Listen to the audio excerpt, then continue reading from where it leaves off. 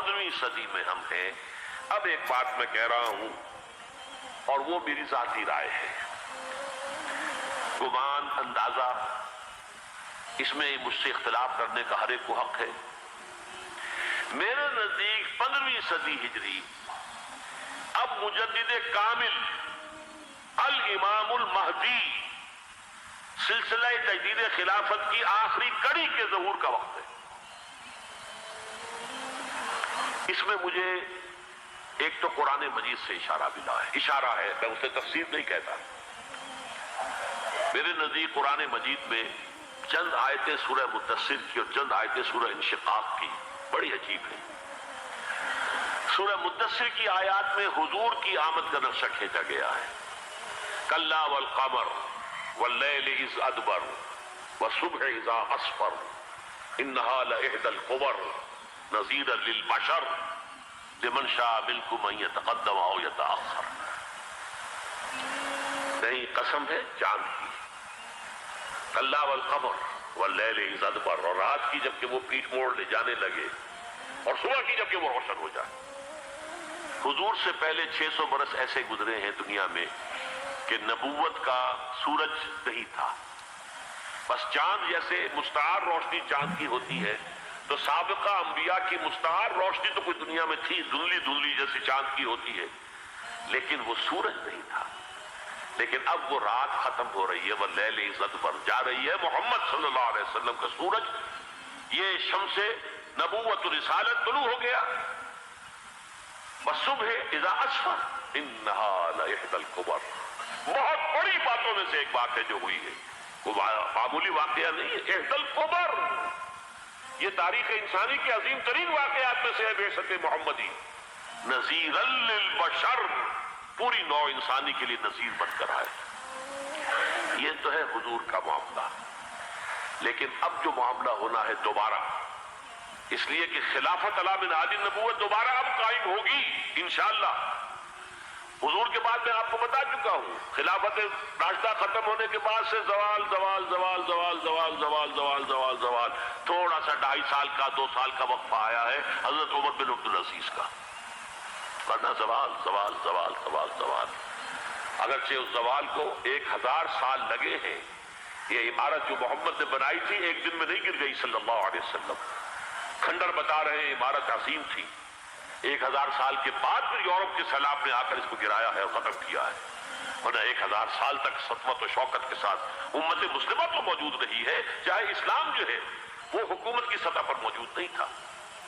بہرحال اب جو اس کا دور آیا ہے دوبارہ خلافت علی منہاج النبوہ کا دور، اس کا نقشہ سورہ انشقاق میں کھینچا گیا ہے۔ فلا اقسم بالشفق، اب دیکھیے سورج غروب ہو گیا، حضور کی بعثت کے وقت وہ سورج رسالت طلوع ہوا تھا، اب وہ سورج غروب ہو چکا ہے۔ سورج کے غروب ہونے کے بعد صرف روشنی رہ جاتی ہے شفق کی، سرخ سی، بس وہی باقی رہ گئی، اور باقی کیا رہ گیا؟ بدا الاسلام غریبا ویسعود کما بدا فطوبی للغرباء، فلا اقسم بالشفق واللیل وما وسق، رات کی سی تاریکی ہے اور جو کچھ اس نے اپنے اندر جمع کر لیا ہے، والقمر اذا اتسق، اور قسم ہے چاند کی جب کہ وہ بھر جائے، پورا بھرتا ہے کتنے دنوں میں؟ 14 دن میں، اور 14 صدیوں کے بعد اب پہلی صدی کا جس نے کہ تجدید کامل کی عمر بن عبدالعزیز، 14 صدیوں کے بعد اب 15ویں صدی میں الامام المہدی کے ظہور کا وقت قریب ہے۔ اب جو کچھ مجھے حضرت امام المہدی کے بارے میں کہنا ہے، دوبارہ اپنی بات دہرا رہا ہوں، یہ میرا ذاتی گمان ہے، اختلاف کیا جا سکتا ہے۔ میرا گمان یہ ہے کہ یہ اب جو مجدد آئیں گے وہ حضرت مہدی ہوں گے۔ پہلی بات تو یہ جان لیجئے کہ مہدی 2 ہیں، ایک شیعوں کے مہدی، ایک سنیوں کے مہدی، ان میں بڑا فرق ہے۔ شیعہ حضرات مہدی کو مانتے ہیں، وہ ان کے 12ویں امام ہیں، ان کے عقیدے کے مطابق انہیں پیدا ہونے کے فوراً بعد اس اندیشے سے کہ انہیں قتل کر دیا جائے گا ایک غار میں چھپا دیا گیا تھا۔ تقریباً 1200 برس سے وہ اس غار کے اندر ہیں. وہ روپوش ہیں, چھپے ہوئے ہیں, اسی لیے انہیں امام غائب کہا جاتا ہے. اور اب ان کا انتظار ہو رہا ہے, اس لیے انہیں امام منتظر بھی کہا جاتا ہے. اس لیے شیعوں کے دارالعلوم جو ہوتے ہیں, دارالعلوم المنتظر, وہ اس لیے کہ ان کا انتظار کیا جا رہا ہے. تو یہ ہے, اب وہ ان کا خیال ہے کہ آخری دور میں, آخری زمانے میں وہ ظاہر ہو جائیں گے, غار سے نکل آئیں گے. دیکھیے, میں اس عقیدے کو اس بنا پر رد نہیں کرتا کہ یہ ناممکن ہے کہ کیسے کوئی شخص جو ہے 1200 برس تک کسی غار کے اندر زندہ رہ سکتا ہے. نہیں, میں سمجھتا ہوں ممکن ہے. 300 برس تک اصحاب کہف رہے کہ نہیں رہے؟ سوئے رہے. 300 ایئرس ہم مانتے ہیں. حضرت عیسیٰ اسی حیات عرضی کے ساتھ 2000 سال سے موجود ہیں آسمان پہ کہ نہیں ہے؟ آپ کو معلوم ہے حضرت عزیر 100 برس تک مرنے کے بعد دوبارہ زندہ کر دیے گئے. فَأَمَاتَهُ اللَّهُ مِئَةَ عَامٍ ثُمَّ بَعَثَهُ. تو ناممکنات میں سے کوئی سوال پیدا نہیں ہوتا.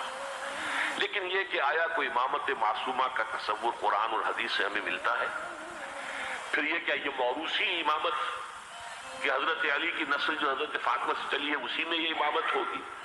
اس کے لیے ہمارے پاس کوئی دلیل نہیں ہے, ہم اس کو تسلیم نہیں کرتے. ہم تو سمجھتے ہیں کہ معصومیت ختم ہو گئی محمد الرسول اللہ صلی اللہ علیہ وسلم پر. خاتم المعصومین ہے محمد الرسول اللہ. اب ان کے بعد تو اجتہاد ہے اور خلافت ہے. عام معاملات میں اجتہاد ہوگا, نظام خلافت کا ہوگا. تو ہمارے نزدیک جو میں جس مہدی کا نام لے رہا ہوں وہ مہدی ہے جو ایک مجدد ہوں گے, جیسے کہ مجددین کے نام میں نے آپ کو گنوائے.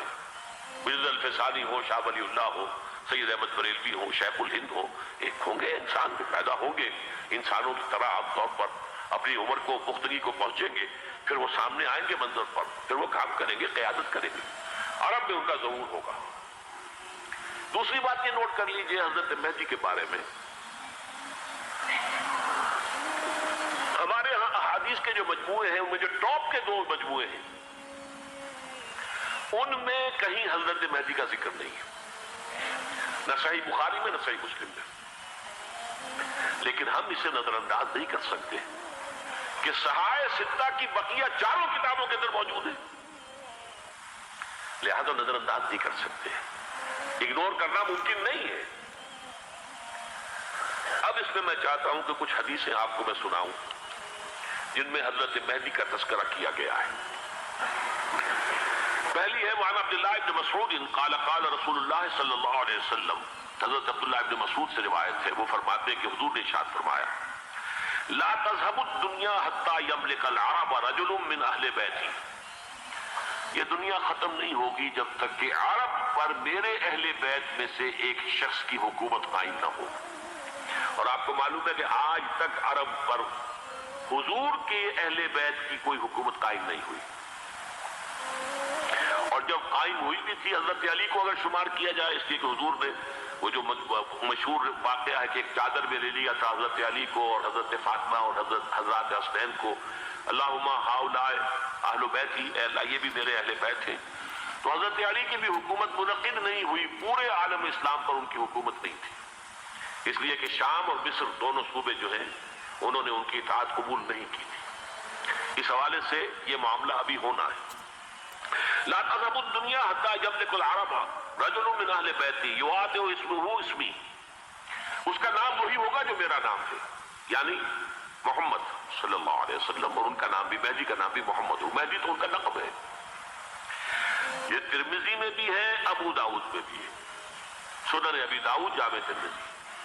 بلکہ ابو داؤد میں ایک اور روایت ہے, قال حضور نے فرمایا لو لم يبقى من الدنيا الا يوم, اگر دنیا کی زندگی میں سے کچھ بھی نہ بچے سوائے ایک دن کے, لطول اللہ تعالی ذلك اليوم, تو اللہ تعالیٰ اس دن کو لمبا کر دے گا, حتی یبعث فیہ رجلا منی, یہاں تک کہ میرے خاندان میں سے ایک شخص کو اٹھائے گا, من اہل بیتی, میرے اہل بیت میں سے, یواطئ اسمہ اسمی و اسم ابی ہے اسم ابی, جس کا نام میرے نام پر ہوگا, جس کے والد کا نام میرے والد کے نام پر ہوگا, محمد ابن عبداللہ ان کا نام ہوگا.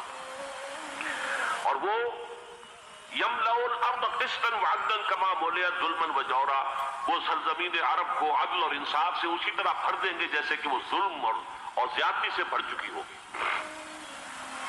دوسری روایت ہے حضرت ابو سعید خدری رضی اللہ تعالیٰ عنہ سے، حضور نے فرمایا المہدی منی اجل الجبہۃ اقن الانف یملأ الارض قسطا وعدلا کما ملئت ظلما وجورا یملک 7 سنین، رواہ داؤد، کہ مہدی مجھ میں سے ہوں گے بڑی روشن پیشانی والے اور بڑی کھڑی ناک والے، وہ زمین کو بھر دیں گے انصاف سے اور عدل سے جیسے کہ وہ ظلم سے بھری ہوئی ہوگی، اور وہ 7 برس تک حکومت کریں گے۔ عرب میں خالص خلافت علی منہاج النبوہ کا نظام حضرت مہدی کے ہاتھوں قائم ہوگا اور 7 برس تک قائم رہے گا عرب کے اندر۔ اس کا اگلا مرحلہ میں بعد میں بیان کروں گا۔ تیسری روایت، اور اس کو میں اس لیے خاص طور پہ سنا رہا ہوں کہ اس میں وہی الفاظ آئے ہیں جو میں نے ابتدا میں حدیث آپ کو سنائی تھی، اس کے الفاظ ہیں۔ عن ابی سعید قال ذکر رسول اللہ صلی اللہ علیہ وسلم بلاء یصیب هذه الامہ حتی لا یجد الرجل ملجا یلجا الیہ من الظلم۔ حضور نے ذکر فرمایا کہ ایک دور ایسا آئے گا انتہائی ابتلاء اور آزمائش اور مصائب کا کہ کسی شخص کو کوئی سر چھپانے کی جگہ نہیں ملے گی اس ظلم سے اپنے آپ کو بچانے کے لیے۔ فَيَبْعَثُ اللَّهُ رَجُلًا مِنْ عِتْمَتِي وَأَهْلِ بَيْتِي، تو پھر اللہ میرے خاندان میں سے، میرے اہل بیت میں سے اٹھائے گا ایک شخص کو، فَيَمْلَأُ بِهِ الْأَرْضَ قِسْطًا وَعَدْلًا، اور اس کے ذریعے سے اللہ تعالیٰ زمین کو عدل و قسط سے بھر دے گا۔ يَرْضَى عَنْهُ سَاكِنُ السَّمَاءِ، یہ وہی الفاظ آ گئے اب، اس سے پھر راضی ہو جائیں گے آسمانوں میں رہنے والے بھی، وساکن الارض، اور زمین میں رہنے والے بھی۔ لا تدع السماء من قطرها شيئا الا صبته، آسمان اپنا ایک قطرہ بھی نہیں روکے گا مگر یہ کہ اس کو زمین کے اوپر نثار کر دے گا، بارش کی شکل میں گرا دے گا۔ ولا تدع الارض من نباتها شيئا الا اخرجت، اور زمین اپنی پیداوار میں سے کوئی شے نہیں چھپائے گی، نہیں روکے گی مگر کچھ کو ظاہر کرے گی۔ چوتھی حدیث جو ہے وہ حضرت ام سلمہ سے رضی اللہ تعالی عنہ قال سمعت رسول اللہ صلی اللہ علیہ وسلم یقول المہدی من عتمتی من اولاد فاطمہ، رواہ ابو داؤد، یہ بھی سنن ابو داؤد کی روایت ہے۔ حضور نے فرمایا مہدی میرے خاندان سے، میرے اہل بیت سے ہوں گے، یعنی اولاد فاطمہ میں سے، اور تفصیل اس کی آتی ہے کہ حضرت حسن کی اولاد میں سے ہوں گے۔ پانچویں حدیث میں آپ کو سنا رہا ہوں، اور اس میں ایک عجیب مشابہت آپ کے سامنے آئے گی حضرت عمر بن عبدالعزیز کے ساتھ، یہ اول اور آخری کڑی کے درمیان مشابہت۔ عن علی رضی اللہ تعالی عنہ، یہ حدیث جو ہے مسند احمد ابن حنبل میں بھی ہے اور سنن ابن ماجہ میں بھی ہے۔ قال قال رسول اللہ صلی اللہ علیہ وسلم المہدی منا اہل البیت یصلح اللہ فی لیلۃ، مہدی ہم میں سے ہوں گے، ہمارے اہل بیت میں سے، اور اللہ ایک ہی رات میں ان کی اصلاح کر دے گا۔ یعنی وہ پہلے سے کوئی زیادہ روحانی یا دینی کوئی اس سے بڑی شخصیت نہیں ہوں گے، لیکن ایک ہی رات میں اللہ تعالیٰ ان کی سیرت و کردار کے اندر انقلاب عظیم برپا کر دے گا۔ جیسے کہ میں نے عرض کیا تھا آپ سے کہ عمر بن عبدالعزیز کی زندگی میں انقلاب عظیم آیا ہے، خلافت کا بوجھ پڑتے ہی کہاں وہ خوش باش اور خوش لباس اور خوش خوراک، وہ شہزادہ ٹھاٹ باٹ والا، جاگیر والا، گورنر کا بیٹا اور خود گورنر، اور کہاں یہ کہ اس کی وہ درویشی جو میرے نزدیک واللہ عالم، ڈرتے ڈرتے کہہ رہا ہوں، میرے نزدیک وہ حضرت ابو بکر، حضرت عمر اور حضرت علی کی درویشی کو بھی مات دے گئی۔ لیکن کنٹراسٹ بہت شدید ہے، وہاں جو بھی کچھ تھا وہ تدریجاً آیا تھا، ہوتے ہوتے ہوتے اور یہاں سڈن آیا۔ چھٹی حدیث، عن انس سمعت رسول اللہ صلی اللہ علیہ وسلم یقول نحن ولد عبد المطلب سعادت اہل الجنہ، ہم عبد المطلب کی جو اولاد ہیں اور نسل ہیں، ہم جنت کے سردار ہیں۔ اور پھر آپ نے نام گنوائے ہیں، انا وحمزۃ وعلی وجعفر والحسن والحسین والمہدی، میں خود اور حضرت حمزہ بنو عبد المطلب میں سے، عبد المطلب کے بیٹے، اور علی اور جعفر حضرت علی کے بھائی جعفر طیار، اور حسن اور حسین حضرت فاطمہ کے لخت جگر حضرت علی کے بیٹے، والمہدی، اور آخر میں جا کر پھر مہدی۔ اب اب میں آپ کو ایک حدیث سنانے چلا ہوں، اس میں ایک عجیب نقشہ سامنے آتا ہے کہ یہ مہدی جب ظاہر ہوں گے تو کس طور سے ظاہر ہوں گے، ان کے ظہور کی کیفیت کیا ہوگی، کیف یظہر۔ یہ روایت ہے حضرت ام سلمہ سے رضی اللہ تعالی عنہا، حضور کی زوجہ محترمہ ہے، فرماتی ہیں ام سلمہ عن النبی صلی اللہ علیہ وسلم قال یکون اختلاف عند موت خلیفۃ۔ حضور نے فرمایا ایک خلیفہ کی موت پر اختلاف واقع ہو جائے گا، خانہ جنگی ہو جائے گی۔ فَيَخْرُجُ رَجُلٌ مِّنْ أَهْلِ الْمَدِينَةِ هَارِبًا إِلَى مَكَّةَ، پھر مدینے کے لوگوں میں سے ایک شخص نکلے گا، بھاگے گا اور جا کر پناہ لے گا اور چھپ جائے گا مکے میں۔ فَيَأْتِيهِ نَاسٌ مِّنْ أَهْلِ مَكَّةَ، پھر اس کے پاس آئیں گے اہل مکہ، مکہ کے لوگ، فَيُخْرِجُونَهُ، اور اسے نکالیں گے، جہاں وہ چھپے ہوئے ہوں گے وہاں سے نکالیں گے۔ وَهُوَ كَارِهٌ، اور وہ بالکل اس کو پسند نہیں کر رہے ہوں گے، نہ وہ خواہش مند ہوں گے کہ ان کے وہ ہاتھ پر بیعت کی جائے، نہ وہ یہ چاہیں گے کہ وہ میدان میں آئیں اور ان کو جو ہے اپنا لیڈر مانا جائے۔ وَهُوَ كَارِهٌ فَيُبَايِعُونَهُ بَيْنَ الرُّكْنِ وَالْمَقَامِ، لیکن لوگ جو ہے پھر اصرار کے ساتھ ان کے ہاتھ پر بیعت کریں گے رکن اور مقام کے درمیان۔ رکن وہ کونا ہے خانہ کعبہ کا جس میں حجر اسود لگا ہوا ہے، اور مقام ابراہیم جو ہے، ان دونوں کے مابین جو یہ علاقہ ہے یہاں پر وہ بیعت ہوگی۔ وَيُبْعَثُ إِلَيْهِ بَعْثٌ مِّنَ الشَّامِ، ان کے خلاف ایک لشکر بھیجا جائے گا شام سے۔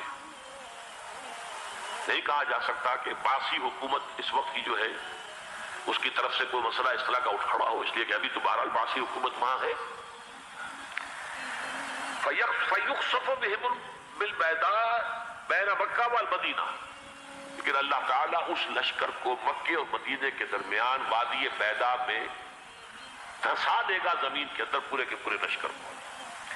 فَإِذَا رَأَى النَّاسُ ذَلِكَ، جب لوگ یہ دیکھیں گے کہ اتنی بڑی نشانی ظاہر ہو گئی، أَتَاهُ أَبْطَالُ الشَّامِ وَعَصَائِبٌ من العراق فَيُبَايِعُونَهُ، اب شام سے سارے کے سارے جو اولیاء اللہ ہیں وہ بھی آئیں گے، اور عراق سے جوق در جوق لوگ آئیں گے اور ان سے بیعت کریں گے۔ وَيَعْمَلُ فِي النَّاسِ بِسُنَّةِ نَبِيِّهِمْ، پھر وہ عمل کریں گے لوگوں کے مابین، حکومت کریں گے اپنے نبی کی سنت کے مطابق۔ وَيُلْقِي الْإِسْلَامُ بِجَرَانِهِ، اور اسلام اپنی گردن زمین پر ٹکا دے گا۔ وَالْأَرْض فِي الْأَرْض، زمین میں۔ فَيَلْبَسُ 7 سنین، پھر وہ 70 برس تک حکمران رہیں گے، 7 برس تک حکمران رہیں گے۔ ثم یتوفا، پھر ان کا انتقال ہوگا۔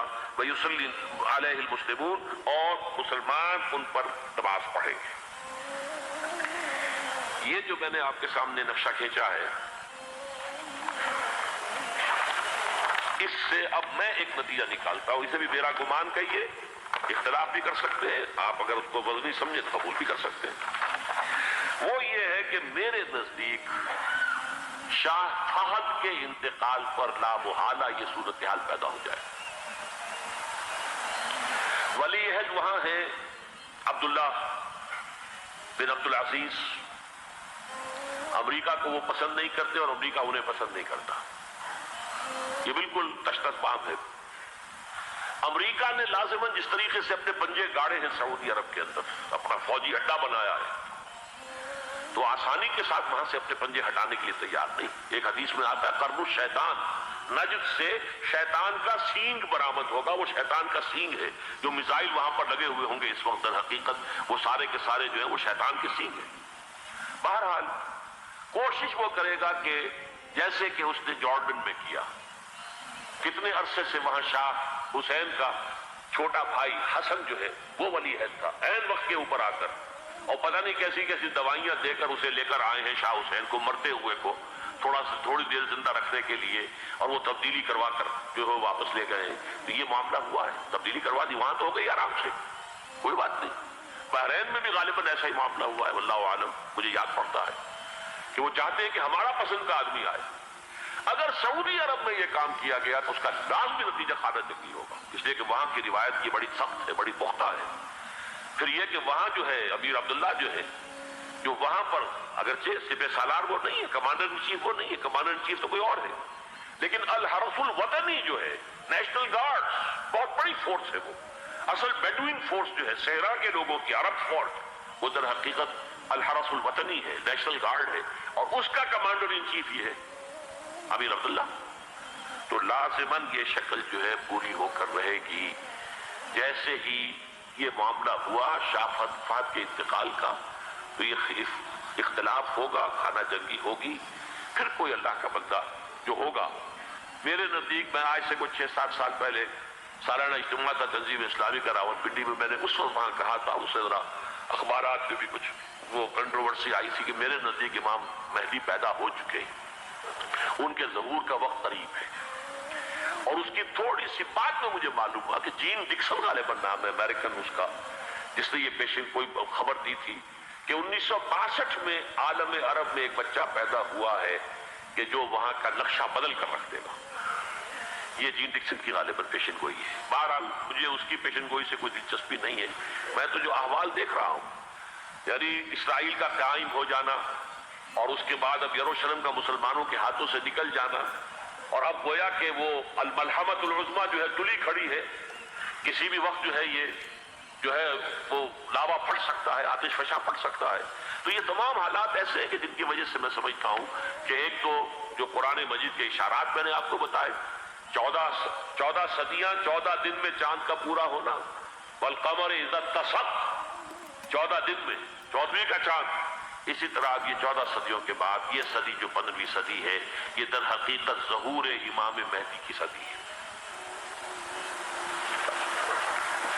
لیکن یہ کہ امام مہدی کی حکومت قائم کرنے کے لیے کون لوگ آئیں گے؟ عرب جو ہے وہ اندر سے کھوکھلے ہو چکے ہیں، عیاشی نے، دولت نے، پیسے نے، دولت، پیسہ، عیاشی، اس کی وجہ سے کھوکھلے ہو چکے ہیں۔ یہاں میں آپ کو 2 حدیثیں سنانا چاہتا ہوں۔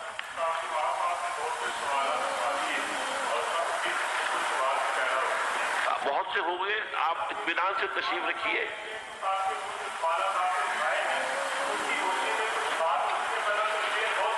بہت ہوگی، بات ہوگی، آپ اس طرح صبر سے سن لیجئے۔ میں اب تقریباً اپنی گفتگو کے اختتام تک پہنچ رہا ہوں۔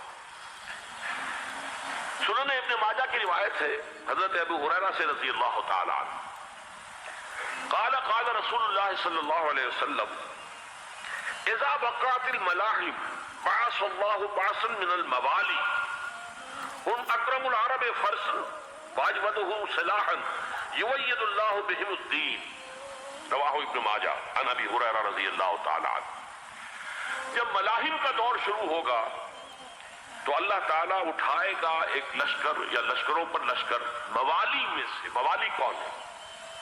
عربوں نے جب فتح کیا تھا اس پورے علاقے کو خلافت راشدہ کے دوران، اور پھر وہ لوگ جو ہے، ایک رائے تو یہ تھی کہ غلام بنایا جائے ساری آبادیوں کو، لیکن یہ کہ حضرت عمر کا اجتہاد تھا، اس کے مطابق جو غلام نہیں بنایا گیا، تو وہ موالی کی حیثیت رکھتے ہیں۔ عربوں میں دم نہیں ہے، موالی میں سے لشکر اٹھیں گے کہ جو در حقیقت حضرت مہدی کی حکومت کو قائم کریں گے۔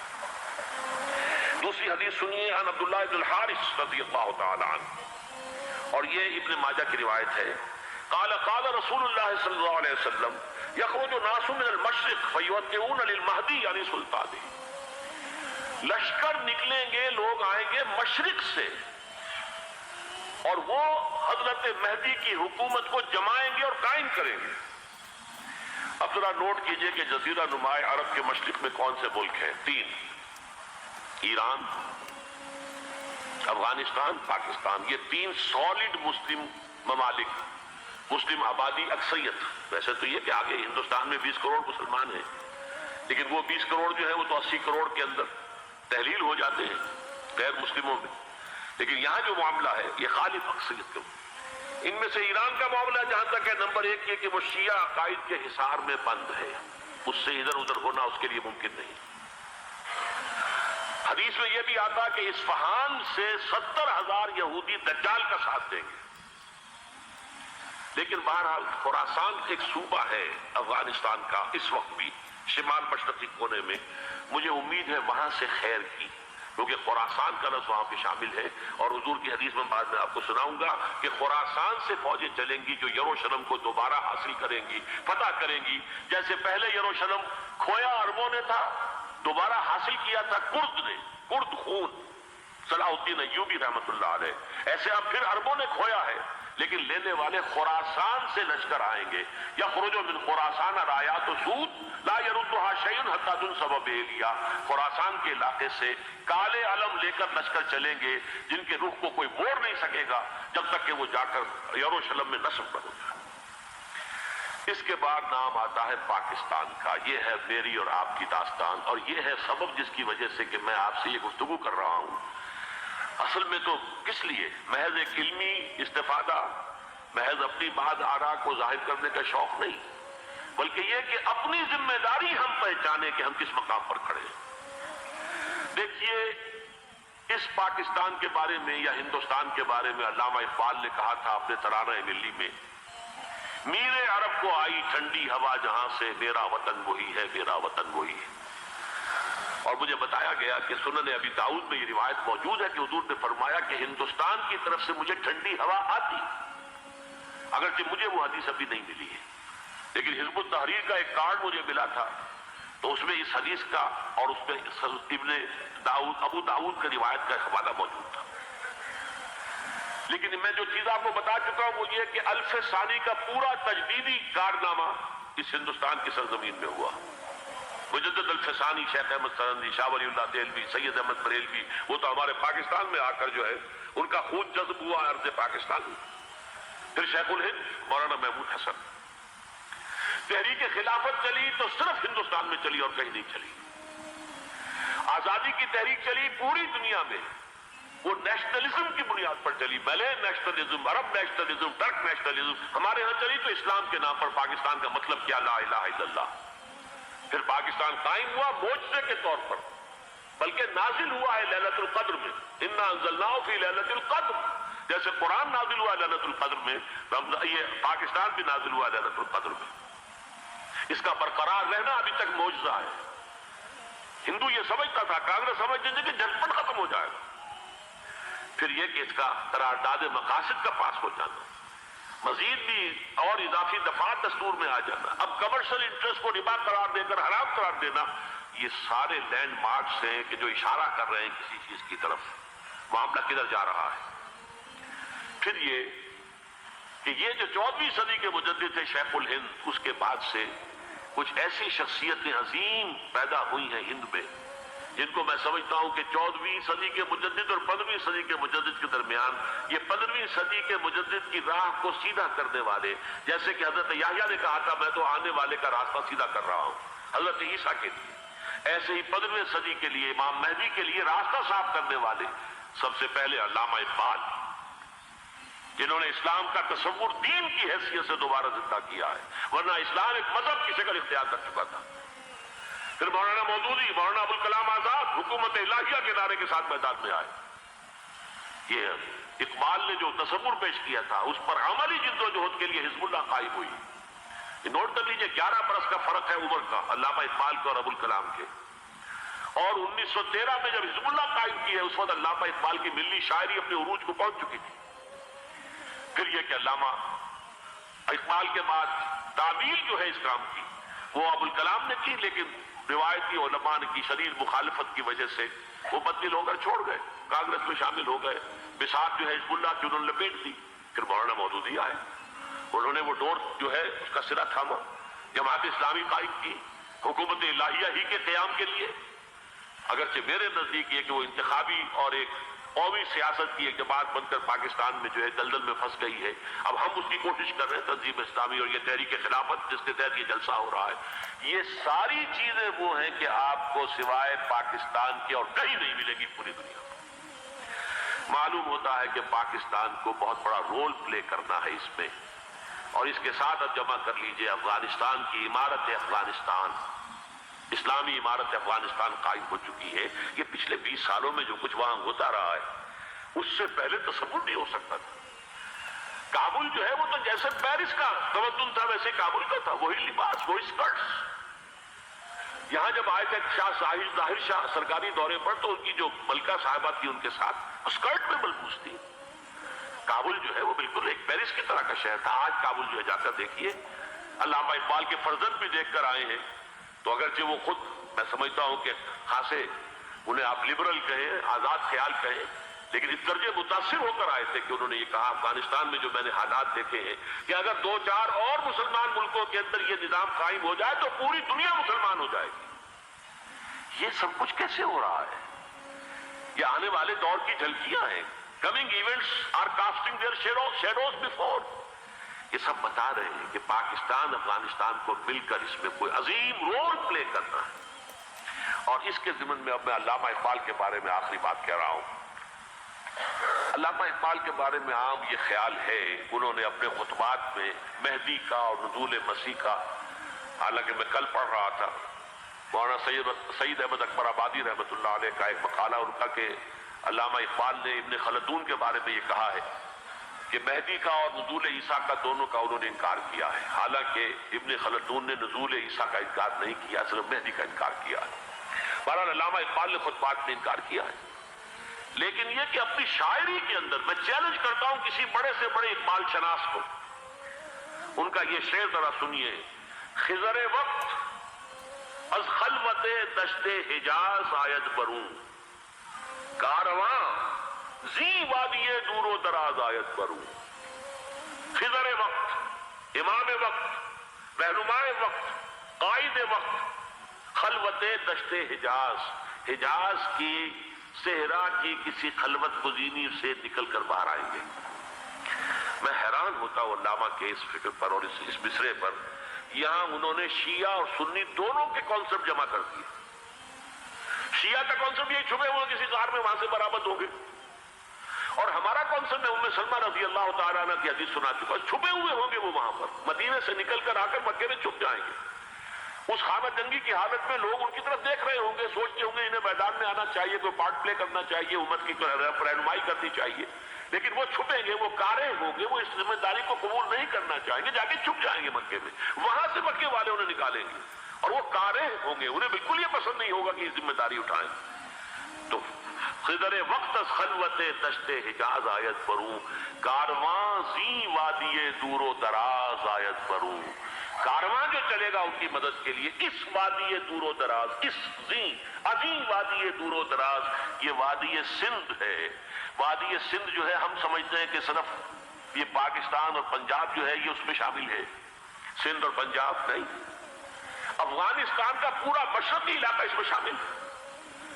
جیسے دریائے جہلم سندھ میں جا رہا ہے، جیسے دریائے گلگت سندھ میں آ کر ملتا ہے، جیسے دریائے چناب اور راوی اور جہلم اور یہ سب جا رہے ہیں اور آ رہے ہیں، اسی طرح دریائے کابل کہاں سے آ رہا ہے، دریائے گومل کہاں سے آ رہا ہے، ٹوچی کہاں سے آ رہا ہے، یہ سارا جو ہے ڈرین جو ہو رہا ہے، ایسٹرن جو ہے پارٹ آف افغانستان، یہ سب وادی ہے۔ اس وادی کے یہ دو حصے ہیں، ایک حصہ جو ہے یہ ادھر پاکستان میں ہے، اور اسی وادی کا دوسرا حصہ جو ہے وہ افغانستان میں ہے۔ کارواں زی وادی دور و دراز آیت بروں، کارواں چلے گا یہاں سے، یخرج الناس من المشرق یؤتون للمہدی یعنی سلطان ہی، مشرق سے فوجیں چلیں گی کہ جو مہدی کی حکومت قائم کرے گی، اور یخرج من خراسان رایات و سود، اور خراسان سے سیاہ پرچم چلیں گے کہ جن کا رخ کوئی موڑ نہیں سکے گا، حتیٰ تنصب بیلیا، یہاں تک کہ وہ جا کر یروشلم کے اندر نصب ہو جائے گی۔ حضرات، میں ایک میری گفتگو کا حصہ باقی تھا لیکن میں اسے چھوڑ رہا ہوں، اس لیے کہ گلوبلائزیشن جو اس کی ہوگی، جو خلافت علی منہاج النبوہ کی تجرید کامل حضرت مہدی کے ہاتھوں عرب میں ہوگی، اس سے پہلے اس کے لیے محنت، کوشش، جدوجہد پاکستان اور افغانستان میں ہو چکی ہوگی جو اسے سپورٹ کرے گی اور وہاں جا کر حکومت قائم کرے گی۔